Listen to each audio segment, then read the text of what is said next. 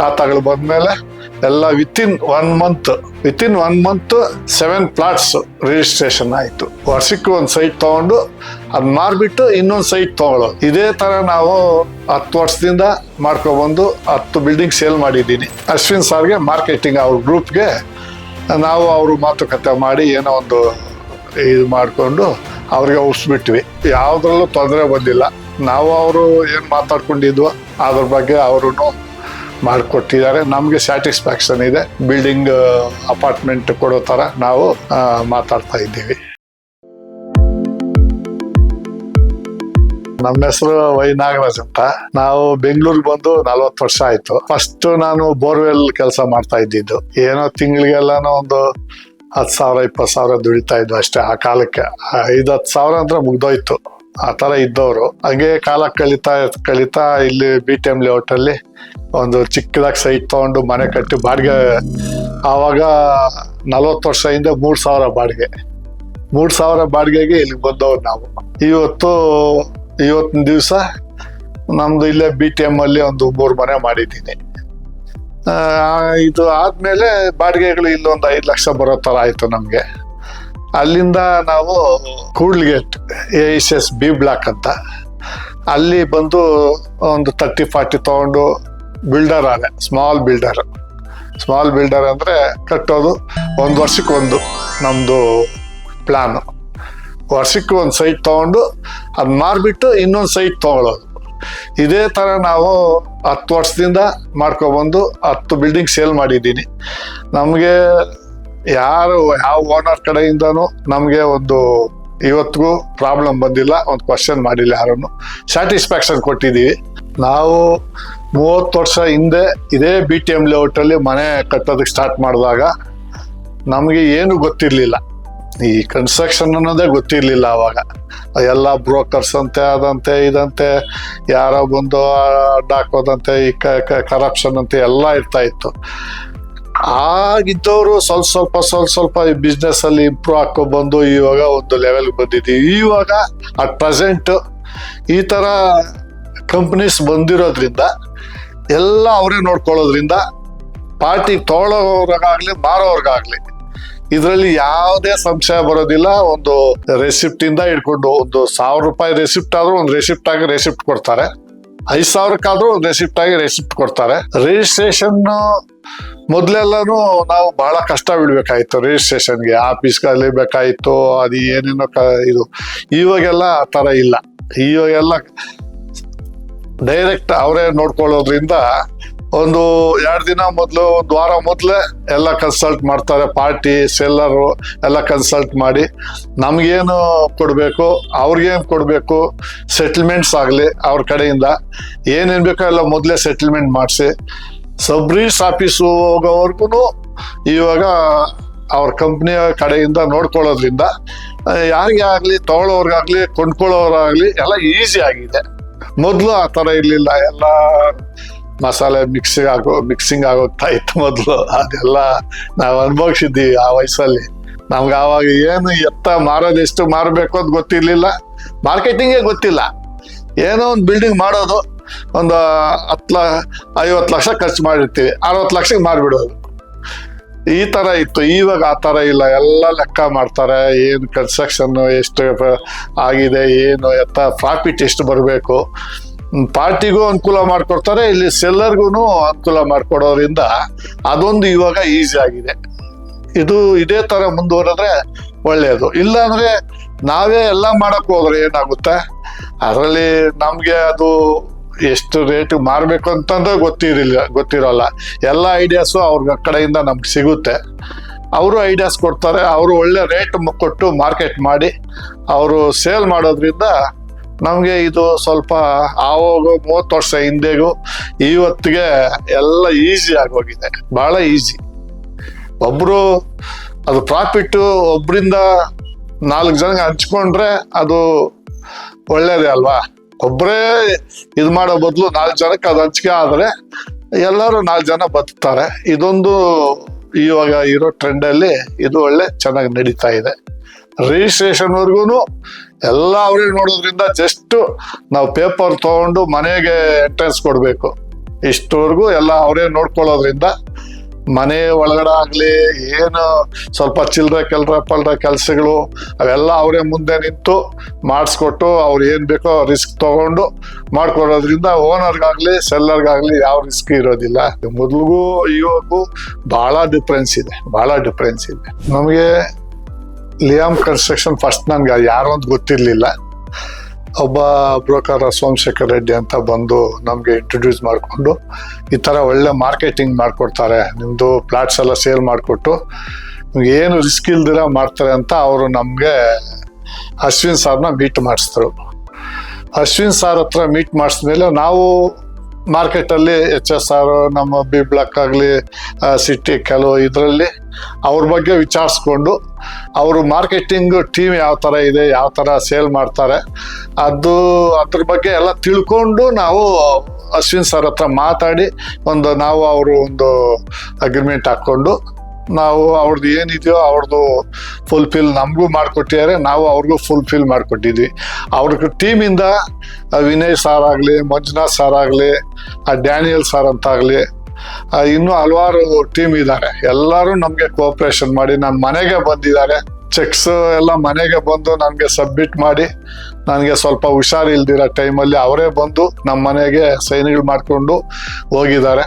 ಅವ್ರ ಟೀಮು ಒಳ್ಳೆ ಎಫರ್ಟ್ ಮಾಡಿ ವಿತಿನ್ 3 monthsಲ್ಲಿ ನಮ್ಮ 7 ಪ್ಲಾಟ್ಸು ಸೇಲ್ ಮಾಡಿಕೊಟ್ರು.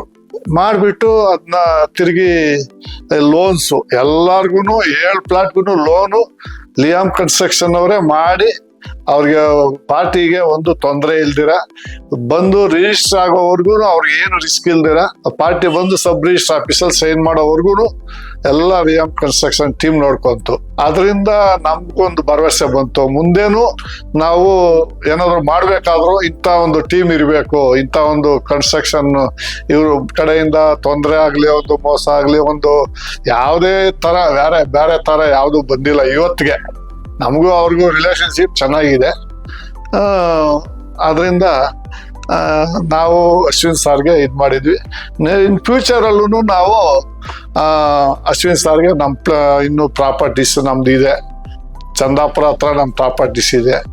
ನಮ್ಮ ಪ್ರಾಪರ್ಟೀಸು ಕೊಡೋ ಮೂಲಕ ನಾವು ಅವ್ರ ಹತ್ರ ಬಿಸ್ನೆಸ್ ಕಂಟಿನ್ಯೂ ಮಾಡ್ತೀವಿ. ಯಾವುದೇ ಆಗಲಿ ದುಡ್ಡು ವ್ಯವಹಾರ ಆಗಲಿ, ಯಾವುದೋ ಡಿಗಳಾಗಲಿ, ಚೆಕ್ಗಳಾಗಲಿ, ಎಲ್ಲದರಲ್ಲೂ ಎಲ್ಲ ಸ್ಟಾಫು ನಮಗೆ ಹೆಲ್ಪ್ ಮಾಡಿ ಅವರು ಒಳ್ಳೆ ಕನ್ವಿನ್ಸ್ ಮಾಡಿದ್ದಾರೆ. ಜಾಸ್ತಿ ಹೇಳಿದ್ರು ಅದು ಉತ್ಪ್ರೇಕ್ಷೆ ಆಗಿಬಿಡ್ತದೆ. ನಮಗೆ ಯಾವುದು ಅವ್ರ ಕಡೆಯಿಂದ ತೊಂದರೆ ಆಗಿದ್ರೆ ನಾವು ಹೇಳ್ಬೋದಾಗಿತ್ತು, ಯಾವುದು ನಮ್ಗೆ ತೊಂದರೆ ಆಗಿಲ್ಲ. ಅದರಿಂದ ಯಾರು ಬೇಕಾದರೂ ಅವ್ರ ಹತ್ರ ಅವ್ರ ಪ್ಲಾಟ್ಸ್ ಆಗಲಿ, ಅವ್ರ ಪ್ಲಾಟ್ಸ್ ಸೇಲ್ ಮಾಡೋದಾಗಲಿ, ಅವರು ಕನ್ಸ್ಟ್ರಕ್ಷನಲ್ಲಿ ಅವ್ರ ಪ್ಲಾಟ್ಸು ಇರುತ್ತೆ, ಅವ್ರಿಗೂ ಯಾರು ತೊಗೊಂಡ್ರು ಅವ್ರು ನನಗೆ ಯಾವ ಥರ ಸರ್ವಿಸ್ ಕೊಟ್ಟಿದ್ದಾರೋ ಅವ್ರಿಗೂ ಅದೇ ಥರ ಸರ್ವಿಸ್ ಕೊಡ್ತಾರೆ.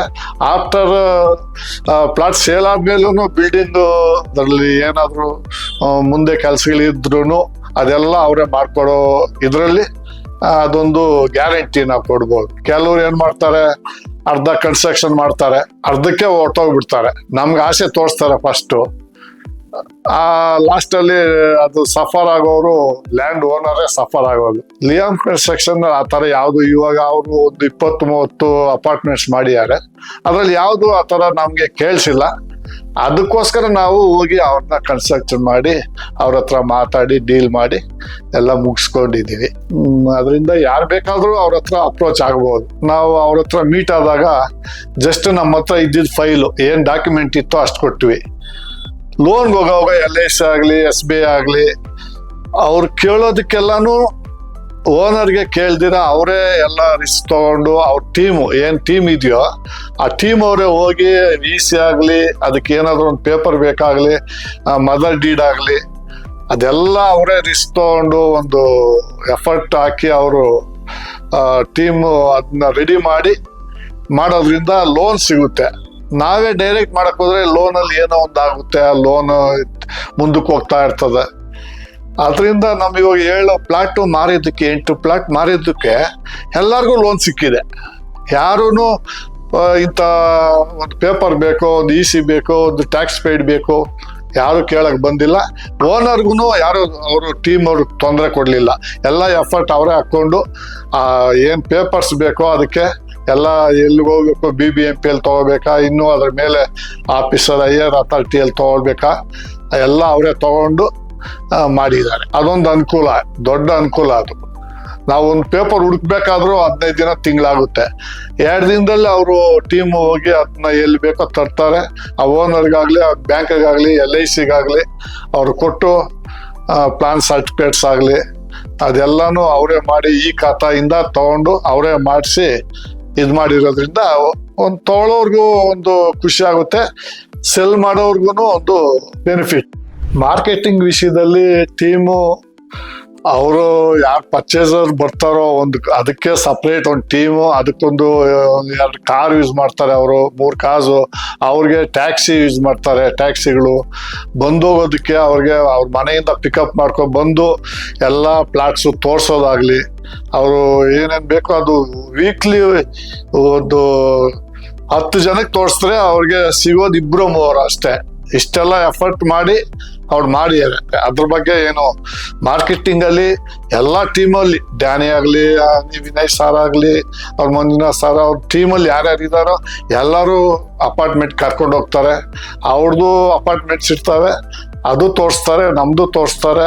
ಅವ್ರಿಗೆ ಯಾವ್ದು ಲೈಕ್ ಆಗುತ್ತೆ, ಯಾವ ರೇಟಲ್ಲಿ ಅವ್ರಿಗೆ ಅಡ್ಜಸ್ಟ್ ಆಗುತ್ತೋ ಆ ರೇಟ್ಗೆ ಅವ್ರಿಗೆ ಆ ಏರಿಯಾದಲ್ಲಿ ಅವರು ಅಡ್ಜಸ್ಟ್ ಮಾಡಿ ಅದನ್ನ ಒಂದು ಕನ್ಕ್ಲೂಷನ್ ಮಾಡಿ ಅವ್ರಿಗೆ ಒಂದು ಅಡ್ವಾನ್ಸ್ ತಗೊಳ್ಳೋ ಥರ ಮಾಡ್ತಾರೆ.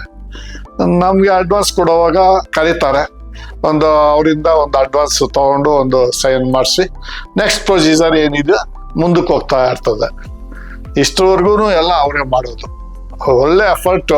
ಆ ಎಫರ್ಟ್ ಆಗಿಲ್ಲ ಅಂದ್ರೆ ಈ ಬೆಂಗಳೂರಲ್ಲಿ ಬಿಸ್ನೆಸ್ ಬಹಳ ಕಷ್ಟ ಇದೆ. ಸಾವಿರಾರು ಕೋಟಿಗಟ್ಟೆ ಇದಾವೆ ಅಪಾರ್ಟ್ಮೆಂಟ್ಸ್, ಪ್ಲಾಟ್ಸು. ಅಂಥದ್ರಲ್ಲಿ ಇವ್ರದೇ ಯಾಕೆ ತಗೋಬೇಕು ಅಂತ ಇವರು ಅವ್ರಿಗೆ ಮಂದಟ್ಟು ಮಾಡಿ ಅವರು ಪ್ಲಾಟ್ಸ್ಗೆ ಸೇಲ್ಗೆ ಎಫರ್ಟ್ ಹಾಕಿ ಅವ್ರು ಮಾಡೋದ್ರಿಂದ ಇವ್ರದ್ದು ಸ್ವಲ್ಪ ಬಿಸ್ನೆಸ್ಸು ಒಳ್ಳೆ ಇಂಪ್ರೂವ್ ಅಲ್ಲಿದೆ. ಇನ್ನು ಮುಂದೆನೂ ಹಂಗೆ ಇರುತ್ತೆ. ಇದಕ್ಕೆಲ್ಲ ಮುಖ್ಯ ಕಾರಣ ಈ ಟೀಮ್ಗೆ, ಅವರು ಲಿಯಾಮ್ ಕನ್ಸ್ಟ್ರಕ್ಷನ್ಗೆ ಅಶ್ವಿನ್ ಸಾರ್ ಮೇಯ್ನು. ಅಶ್ವಿನ್ ಸಾರ್ಗೆ ಅವ್ರ ವ್ಯಕ್ತಿತ್ವ ಅದ ಥರ ನಾವು ಹೇಳಕ್ ಬರೋದಿಲ್ಲ. ಅಷ್ಟು ಅವರು ಬಹಳ ಸ್ಮೂತ್, ಸೈಲೆಂಟು, ಸ್ವಲ್ಪ ಅವರು ಹಾರ್ಶ್ ಆಗಿ ಮಾತಾಡೋದಿಲ್ಲ. ಯಾವುದೇ ವಿಷಯ ಆಗಲಿ ಸ್ವಲ್ಪ ಎಲ್ಲ ಮಂದಟ್ಟಾಗೋ ಥರ ನಮಗೆ ಮಾಡಿದ್ದಾರೆ. ಇನ್ ಫ್ಯೂಚರೂ ಅವರು ಇದೇ ಥರ ಮುಂದುವರಿತಾರೆ. ಇನ್ನೂ ಬಹಳ ಪ್ರಾಜೆಕ್ಟ್ಸ್ ಬರ್ತಾ ಇದ್ದಾವೆ. ಅವರು ಬಹಳ ಆನೇಕಲ್ ತಾಲೂಕಲ್ಲಿ ದೊಡ್ಡ ಪ್ರಾಜೆಕ್ಟ್, ಎಕರೆಗಳು, OC, CC ಈ ಥರ ಪ್ರಾಜೆಕ್ಟ್ಸ್ ಬರ್ತಾ ಇದ್ದಾವೆ. ಅದೆಲ್ಲ ಇನ್ನೂ ಇಂಪ್ರೂವ್ ಚೆನ್ನಾಗಿ ಆಗಲಿ, ನಮ್ಮ ಕಡೆಯಿಂದ ಕೋಆಪರೇಷನ್ ಇರುತ್ತೆ ಅಂತ ನಾವು ಹೇಳಕ್ ಬಯಸ್ತೀವಿ. ಇನ್ನು ನಮ್ಮ ಕಡೆಯಿಂದ ಆಗಲಿ, ನಾವು ನಮ್ಮ ಫ್ರೆಂಡ್ಸ್ಗೆಲ್ಲ ಹೇಳ್ತೀವಿ, ನಮ್ಮ ಕೊಲೀಗ್ಸು, ನಮ್ಮ ಬಿಲ್ಡರ್ಸ್ ಇರ್ತಾರೆ, ಅವ್ರಿಗೆಲ್ಲ ರೆಕಮೆಂಡೇಶನ್ ಮಾಡ್ತೀವಿ, ಇಂಥವ್ರು ಕೊಡಿ, ಇಂಥವ್ರು ಮಾಡ್ತಾರೆ, ಗ್ಯಾರಂಟಿ ಮಾಡಿಕೊಡ್ತಾರೆ ಅಂತ ನಾನೊಂದು ಆಶ್ವಾಸನೆ ಕೊಡಬಲ್ಲೆ. ನಮ್ಮ ಕಡೆಯಿಂದ ಮುಂದೆ ಕೋಆಪರೇಷನ್ನು ಅವ್ರಿಗೆ ಯಾವುದೆಲ್ಲ ನಮ್ಮದೇ ಜಮೀನುಗಳಿದಾವೆ ಚಂದಾಪುರದ ಹತ್ರ, ಇನ್ನು ಮುಂದೆ ಫ್ಯೂಚರ್ ಯೋಚನೆ ಮಾಡಿ ಯಾವುದಾದ್ರೂ ಒಂದು ಕೊಡೋಣ ಅಂತ ನಾವು ಯೋಚನೆ ಮಾಡ್ತೀವಿ. ಅಷ್ಟೇ ಸರ್, ನಮಸ್ಕಾರ.